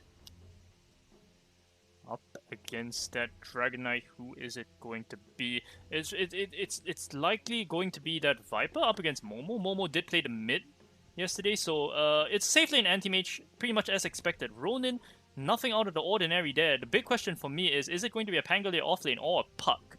My money is going to be on Pangolier because Green did play that offlane Enigma yesterday. Yep, I think it's an offlane Pangolier as well, and we see a position for Puck coming out then finally. And what do you have for the Pugna? Is he an offlaner right now, or yeah, Lollipop? I think he played support yesterday, position 4. So I think Pugna will be the position 3 for Team Pyramid. Pugna has to watch out this game. If he drops a little bit too low on mana, the anti-mage is going to blink in and pop you. And blinking in and pop you is not exactly something only the anti-mage can do too. In that late game, if the Puck just gets a little bit too fat, you're actually in a lot of danger. That Dream Call keeps you in the fight. Yeah, you're very fast on Pugna, but your HP pool is nothing to talk about. Really, nothing to call home about. And anyway, it's going to be Game 1 of a best of 1, of course. Loser, you are eliminated. I think that's the first time I sit this for this tournament. This time, losing has consequences. Do you want to introduce one of these two teams, Warthog, and I'll do the other? Yes, it's an elimination match. A lot on the line for both these teams. On side of Dire, we've got Ronin Esports. On the Shadow Demon, we've got AKL. I don't know how you're going to pronounce that, but there you go. We've got Green on his Pangolier in the offlane. We've got Kalai on the Puck. We've got Dragon Knight played by Momo. And in the top lane, we are going to see Gugu on his Anti-Mage. Yep, and meanwhile in the top lane, we are going to see Lollipop on that post for a Tiny, PWA on what seems like an offlane Pugna, Mewtwo on that mid Viper, Shangfu down at bottom, being scouted out by Green. He's going to play that Morphling. Already started Morphing, of course, and Green is just hiding inside here. I've seen this quite a bit. He's going to just try to stand there and body block the wave later, or just scout out Shangfu under his own tower, just make him feel scared. And Floopy, last but not least, is going to play that pause 5. just 1 second, ladies and gentlemen, and let's take it away with the overlay this time. Alright, the horn blows, we're ready to go. Doesn't look like there's going to be a contest for the rune. Both sides have too many heroes on each end. It's going to be a 2 for 2, nothing special. Yep, let's see how lanes are going to be set up here. Anti-Mage probably will be joined by a support. Yes, you see the Vengeful Spirit is walking down to the bot lane to help out the Anti-Mage. Top lane, it's going to be the action-packed lane, I believe, with the Tiny and Pugna combination. A lot of magical damage going through, but it's an Anti-Mage, so it will be hard to catch him as well with that blink. We see in the bot side, Ronin Esports have 3 heroes, maybe looking to get the first blood and then rotate one into the top. Don't have to get the full first blood as long as you put a lot of pressure on this morphling. He doesn't really feel good the fact that he has to morph so much because once he's low on edgy, he doesn't actually deal any damage. Can't really right click. Yeah, they're just happy to get this damage out. I presume one of them is going to TP up, probably Akio. He's already doing it so now. And already you can see both of these two teams opting for the exact same observer ward inside that enemy safe lane. So they're going to put a lot of pressure on AM and morphling respectively. I think this is the right move here. I think both of them are the win conditions for their respective teams. Floopy maybe out of position there. The swashbuckle straight onto him, dropping very low. Need one more hit from Calais to get it. But it won't be there. He will just pop a salve and get back out to safety. That was a close call. Top lane, Anti-Mage has been tossed here and there by the Tiny. Pugna right clicks are quite hard to deal with earlier in the game as an Anti-Mage as well. It's going to be a tough lane here for the Anti-Mage. Yeah, he doesn't exactly out-damage Lollipop either if he tries to trade, so it's tricky. Akio will have to do very well to protect his carry, and it doesn't help that this Decrepify is just screwing this Anti-Mage out of every single last hit he wants. Mid lane as well, the Viper taking the advantage of being a range hero is quite successful in harassing out the Dragon Knight. Dragon Knight already 2 points into Dragon Blood, so that should be able to keep him in the lane for some time. Yeah, I do foresee him just picking up one more bracer just for that additional magic resistance. It gets a little bit annoying in the later game, where the Nevertoxin breaks your Dragon's Blood. But for the laning phase, it shouldn't be much of a problem. He's going to have a perfectly good time against this Viper. It's not unplayable as it used to be, what, 5-6 years ago? Now it's just a farming lane. Yeah, and Dragon Knight will have to probably wait out till he can put some aggression with his level 6. As you can see, the Viper just goes high ground and poison attacks him out of the lane. So, a tough lane again. Yeah, and taking a look at these safe laners. 8-1 on this Morphling, 9-2 on this Anti-Mage. Both of them, under a lot of pressure, as we said earlier, but as long as one of them is not too far ahead of the other, we should not see a stomp. Very important there. I want to see a good, nice long game. Gugu dropping low will be a-okay. Knows that he can't die to that last hit anyway. The salve will be used onto him. And he's thinking, what do I do here? How do I maximize my farm? How do I stop them from tossing my Shadow Demon into danger here? One more right click necessary for the kill onto Akio. They will get it because Lollipop has boots level 1. And Gugu cannot stop the aggression. He's just a little poor Anti-Mage. Easy kill there up. That's the power of the Tiny. Once you hit level 2, Tiny can easily toss you back into your off-laner hero, which is present over there. And that was quite an easy. And Shadow Demon, not the tankiest of the supports out there. You're not an Ogre, you're not a Chuck hero. You're going to die if you get tossed back into something. Yeah, his role this game is pretty simple. If somebody gets tossed up by the Tiny combo, or if they try to E-Blade somebody, E-Blade combo them, you need to disrupt them. That's all he has to do. And he can't do it if he dies constantly though, so his positioning will have to be paramount for his gameplay. Blinking forward, Gugu onto PWA, just a little bit of harass. Very lively this early on in the game, 4 minutes in. Bot lane, they've left the Morphling alone as Ronin do not pose any as such threat to him with their heroes. They do not have as much burst right now in the lane. Just level 2 on the Puck and level 3 on the Pangolier. And always you can morph up into strength. So they've left him alone. What is the Vengeful Spirit doing? Is she stacking up any camps? Doesn't look like, just helping out with the wards. Oh, we actually missed a solo kill. What? Mewtwo killing off Momo in that mid lane. It looks like it was a Never Toxin combined with just right clicks. Underestimating the damage potential coming with his Viper. Still had the Fairy Fire, actually. Gugu? That's I mean, not Gugu, sorry. Then we're gonna see Akio just disrupt Lollipop to steal up that rune. That should not be happening, by the way, Momo. On that Dragon Knight. something extra for the effort. Yeah, and now Viper's level 6, one complete level ahead of the Dragon Knight. Top lane, we see Tiny and Shadow Demon high-fiving each other as they set back into a safer zone. Anti-Mage has brought up his Ring of Health, so that should help him in the laning stage as well.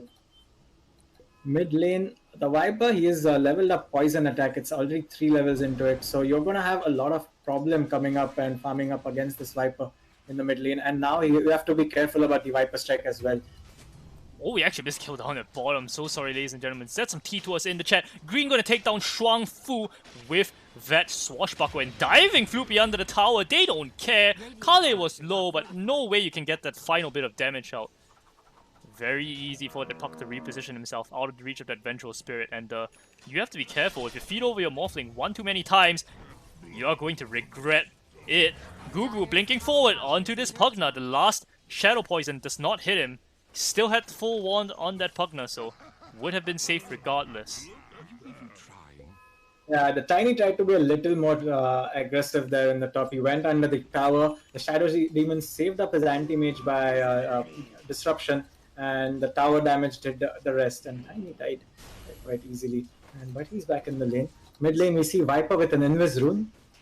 Yeah, this is a bit of a strange move here coming out of Ronin. They decided to move Momo on the Dragon Knight down to bottom, where he already popped the poison form and he's wailing on the tower. It allows him to take this tower very nice and quickly, but this could easily go wrong here, especially if there's a rotation coming in from Mewtwo with that Invis Rune.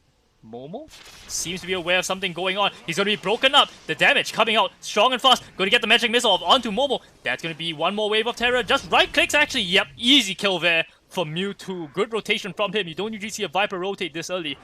But I suppose you don't usually see a DK move that early either.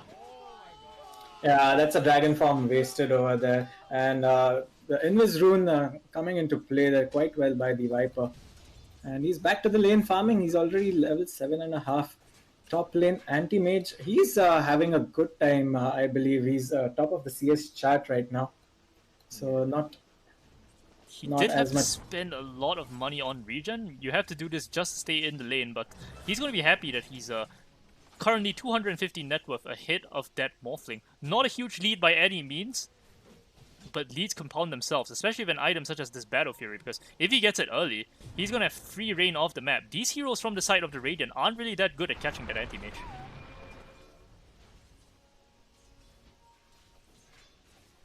Yeah, Anti-Mage, if he once gets his Fury, maybe 15-16 minutes, I think it was going to be later. We see a gank happening in the top lane. Disruption being used. Pugna is in trouble. Here comes the Mana Void, and Pugna falls down. Tiny will manage to run away. Nice rotation there. Yeah, Floopy did TP in, only able to just watch his Pugna die.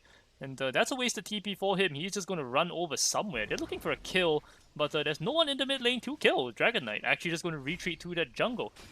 Momo, he's level 6. Mewtwo? Level 8.5. Dire's middle tower is under attack. Don't think this should be happening. Yeah, mid lane, Pyramid Esports are looking to get that tier 1 tower. We've got 4 heroes gathered up in the mid lane. Pugna is a heavy tower pusher as we know it, and he's here to take some towers. Tower is already on half HP. We see some rotations coming out from side of Ronin Esports. 4 heroes here by Pyramid, the only ones defending the Puck and the Shadow Demon. 2 sports, not really able to do anything apart from delay this push, and they don't even delay it that well. It does go down to the Pugna Blast. And this means that Mewtwo can feel a lot safer farming up here on this high ground, as well as take control of this jungle area. Yes, and okay, almost 10 minutes into the game, not a substantial lead for any of the team. We see a smoke there on side of Pyramid Esports. They're heading towards the bot lane. And who are they going to find? It's either going to be green or Morphling. And if you're Ronin, you really rather it be green, because if they get Shuangfu playing up very, very far hit, actually they're going to go for green because green is standing right next to the outpost, which is what they want. He manages to pop the roll. He's not going to take down to that damage. He has the wand and everything. We'll be able to just wand up and TP out to safety. This is kind of greedy. He's going for that bounty rune. He knows that the DK is coming in though. Will secure that pickup. Dire's bottom tower is under attack. Near the Radiant Bounty, though, we see Pug now on really low HP. He's gonna probably fall down. Yes, in comes the Pug with the orb. Maybe dove in a bit too deep and got greedy for the bounty rune. Anti-mage was already present over there. Yeah, I'm surprised Gugu didn't choose to kill steal it with the Mana Void there. Because he's building that Battle Fury. If you get an additional 300 gold, you're feeling so good, right? Yep. Gotta do those kill steals, man. That's for the good of the team. Yeah, let's check out the neutral items there on side of Ronin Esports. We have nothing on these three heroes. We've got the trusty shovel on Pangolier, anti-mage up with the Ironwood branch. And let's check out Pyramid Esports as well. Actually, someone tossed up into the air. Google may be in trouble there. Into the magic missile. He had a cooldown on the counter spell, but they don't have enough damage. Nowhere close. And Google will get out alive. Yeah, he's gonna be fine. He's got maxed out Blink to improve his efficiency. We're gonna see Pyramid Esports now heading up towards the top tower again with that Pugna Blast. Dire's structures are fortified. Good lift there, does prevent the Pugna Blast. They're coming in with that Dream Call, looking for one onto Lollipop or PWA. PWA is the easier kill here, and that's what they'll do. They coil up two heroes. It's the Ventral Spirit and the Tiny, and rolling in green. This is a good roll. Slam out onto Lollipop. Lollipop finally finished off. Shuangfu joins the fight, changes himself into that puck, and he gets the orb and the silence out into the Anti-Mage. Anti-Mage is going to die. Gets sucked off by the puck now in the trees. Green, you're out of position. Cooldown on that Swashbuckle, and it's way too long. You've overextended. All you get is the Tiny. You lose two of your cores, and more importantly, you're losing this T1 tower to a Morphling that just rotated against you. Oh man, it started out really well with the roll and Dream Coil by the puck for Ronin Esports, but as soon as the Viper showed up, it turned right around. Mid lane, we're going to see some action. The toss in by the Pugna on the Shadow Demon, and here comes the Avalanche. It looks like it's going to be a dead Shadow Demon on side of Ronin Esports. Second kill with the suck for PWA in the space of 1.5 minutes. Dire's top tower is under attack. PWA, he's playing that Pugna offlane. He's going to be very, very important to the tempo that his team plays, because if your Pugna is far enough ahead, he can pretty much stay out of harm's way and you can always push safely. But if he falls behind and a hero can just blink on him and solo kill him, you're pretty much playing with one extra support. Oh, they actually see Kali. Kali's dead! He TP'd in the trees, but the courier gives him vision! So nice! Shuangfu! Easy goal for him.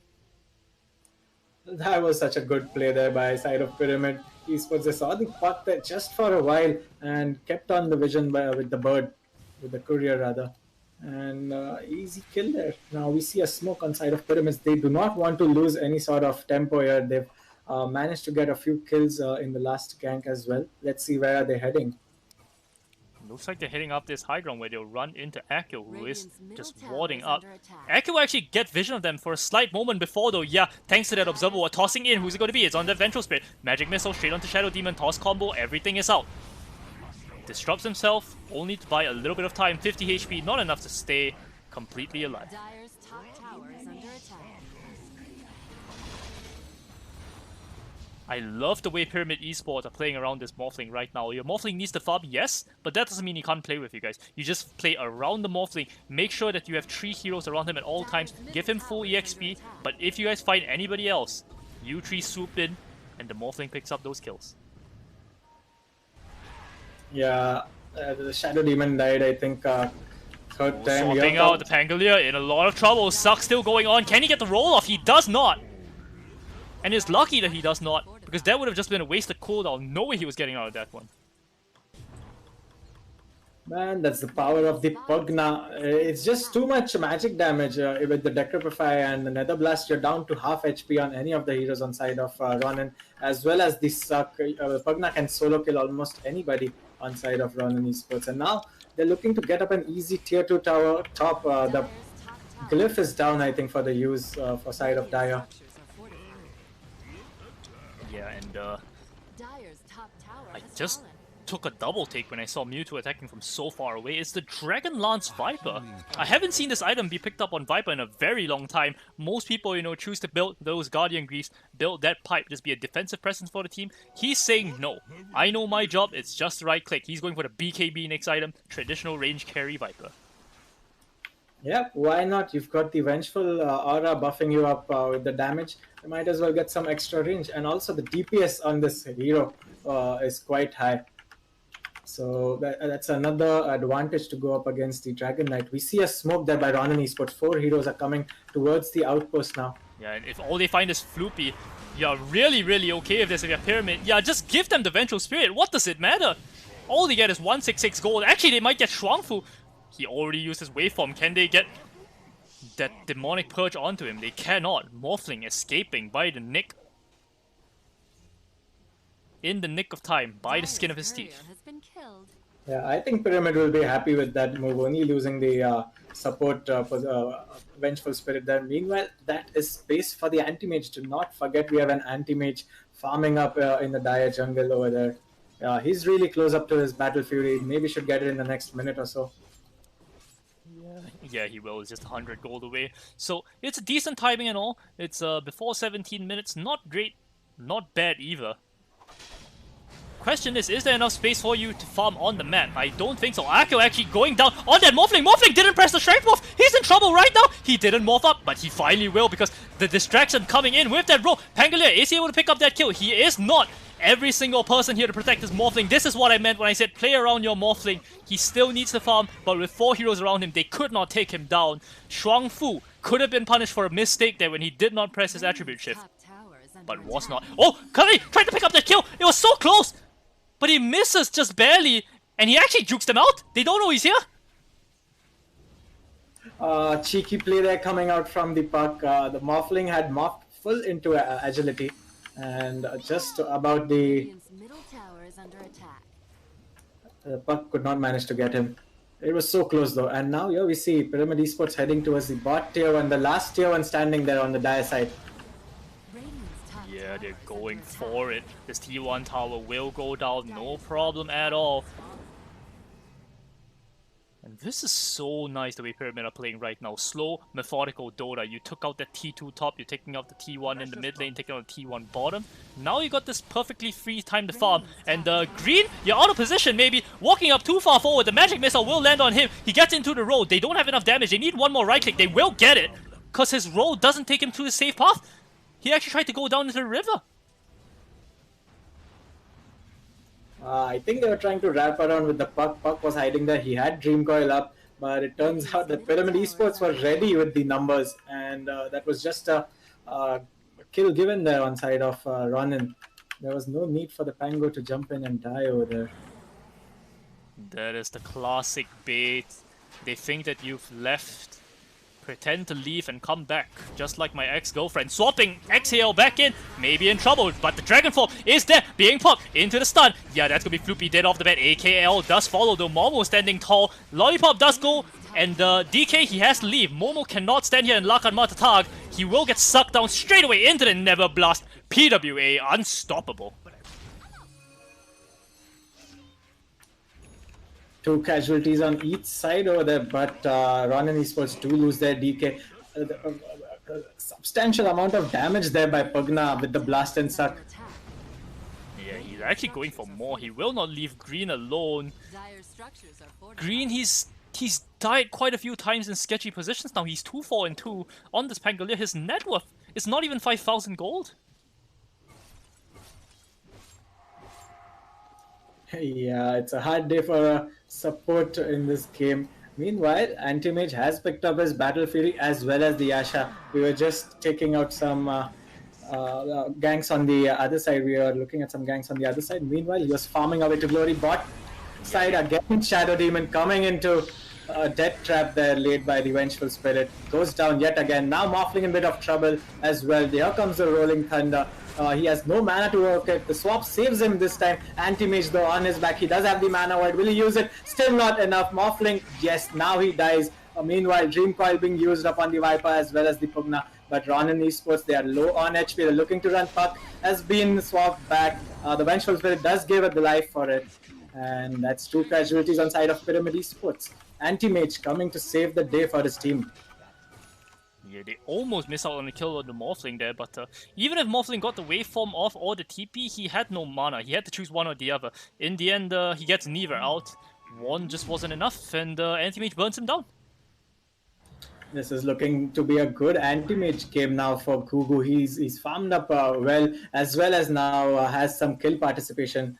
The anti-mage, 20 minutes, Fury, Yasha, looks a good game. What do you think?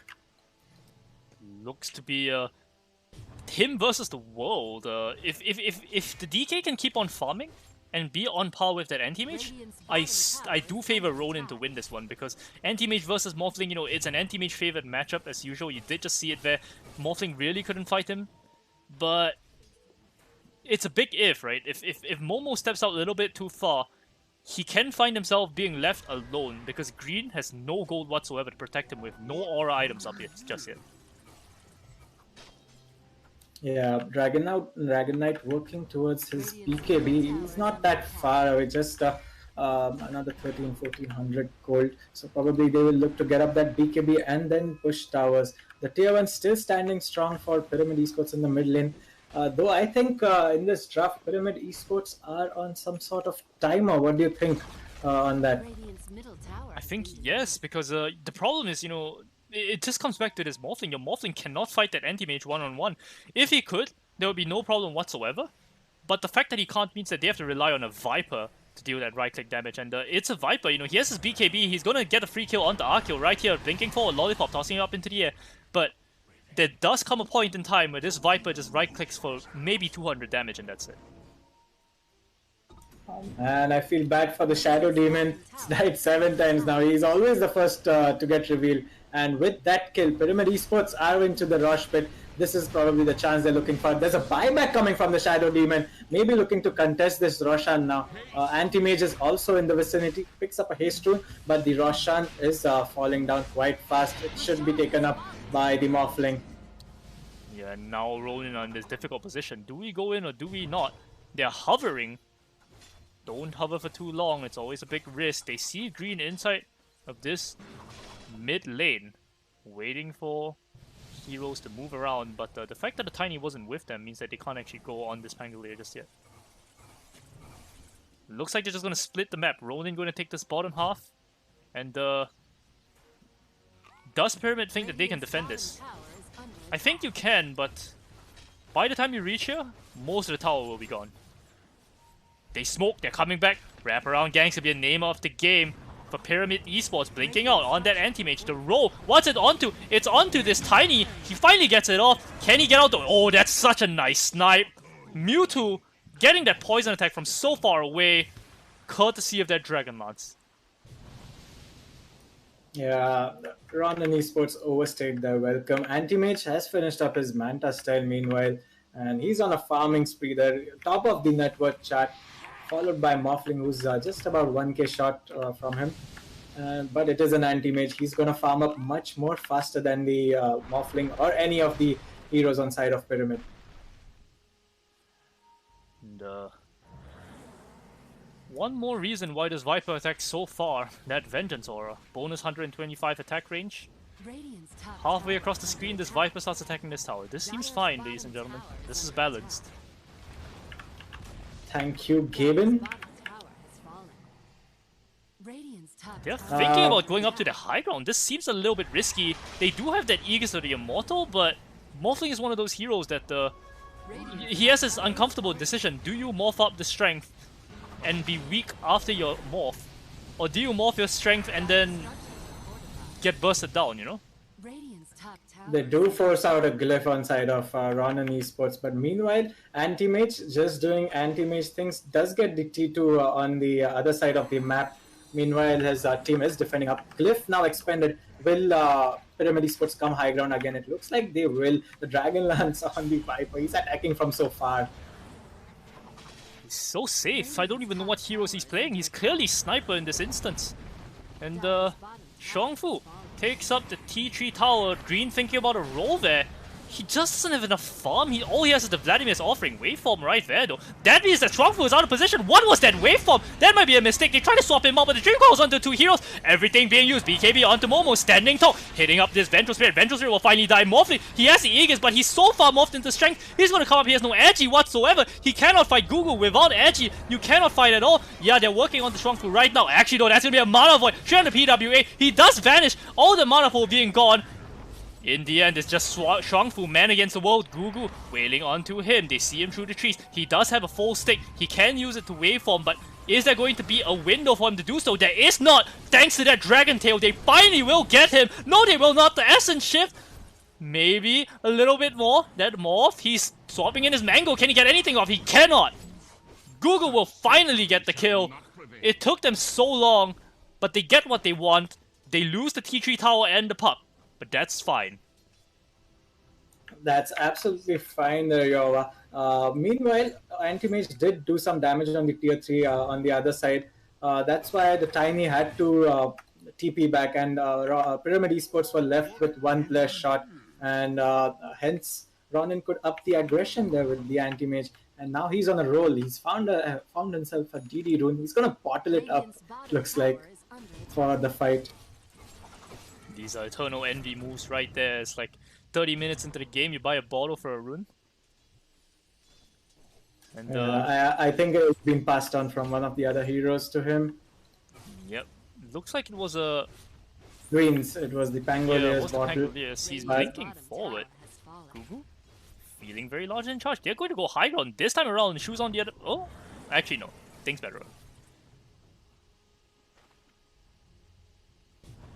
Anti-Mage is quite fine right now. He'll just farm up full map. They're not in a hurry to finish the game. The later it goes, the better it is for the side of Ronin Esports. As you can see, the net worth chart, Anti-Mage has now got a lead of 4,000 to the Morphling, who's second. So that's just the power of the Anti-Mage now. And Paladin Sword will be found on the puck. Not sure who that's going to go to. Probably that Anti-Mage. Actually, Anti-Mage might come across a whole bunch of heroes. And he blinks onto the enemy heroes! 3 heroes right there! He gets the Abyssal Blade though! Throws it out onto this puck now, looking for that step. He will not get it. Blinks out to safety. They did not have further lockdown for him. Gugu. It was a very, very risky play blinking up like that. He had no vision of the high ground. Didn't expect to find the heroes there. But quick thinking from him will bail him out in the nick of time. That was so risky. But also you saw he caused so much chaos there. Everyone on half HP and low mana. Everyone has to go regen themselves up for the next fight. Meanwhile, Anti-Mage can just go and farm more things. He's got an Invis rune now. Oh no, he's smoked up with the DD rune still active. Pyramid Esports do smoke up themselves. The fight is breaking out now. Yeah, they see them thanks to the ward by the Shadow Demon up onto the high ground, fighting every single person. Dream call out onto these two heroes. Anti-Mage actually blinks out, but he takes down to the poison. Mewtwo does kill him, and the roll is still going on. Green gonna be able to pick up that kill, aka popping down Lollipop. But Xiongfu, he knows that without that Anti-Mage, it's his time to shine. Momo though, with that additional damage, the silence is there by this puck. It's so strong. Xiongfu will finally go down. Floopy gets burned down as well. Mewtwo, he sees the rest of his team gone, and he realizes he cannot take this fight alone. They get the Anti-Mage off to start the fight. It looked very, very good, but everyone else is way too healthy. They blink forward with that Dragon Knight onto this Viper. No way to get out of that one. And it's a 1 for 5. Despite getting the Anti-Mage as the first kill in the game. Radiant's middle tower is under attack. Yep, Dragon Knight stepping up his game, showed who's the real boss over there. Let the Anti-Mage die. I will carry you guys on my back. And now he's knocking on Pyramid Esports high ground with that blue dragon coming out. Radiant's middle Yeah, he's wailing onto that. Just want to walk up and get sucked up by PWA. That's a bit annoying. AKL going to disrupt him, and maybe they're in a bit of a risky position. They did have to swap there by Floopy if they wanted to try on Momo, who was half HP. But they will think better of it and let him go. Yeah, the Dragon Form wave duration is done, so they're not looking to risk it further. They will wait another time to get it. Maybe let the Anti-Mage also get up his Abyssal Blade? Oh, he's already finished up on the Abyssal Blade. So maybe they look to get a smoke gank off now. Ronin, they played that fight very, very well. Every single hero had a part to play there.